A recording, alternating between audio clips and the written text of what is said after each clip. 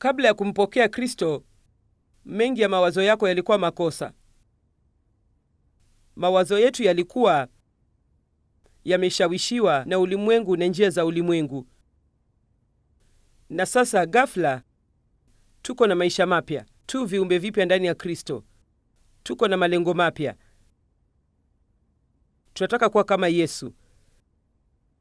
Lakini kabla tabia zako kubadilika, akili yako inapaswa kubadilika. Na jinsi inavyofanyika ni kwa kujifunza neno la Mungu au kusikiliza. Kama unavyonisikiliza mimi hivi sasa, akili yako inafanywa upya kadri unavyonisikiliza mimi,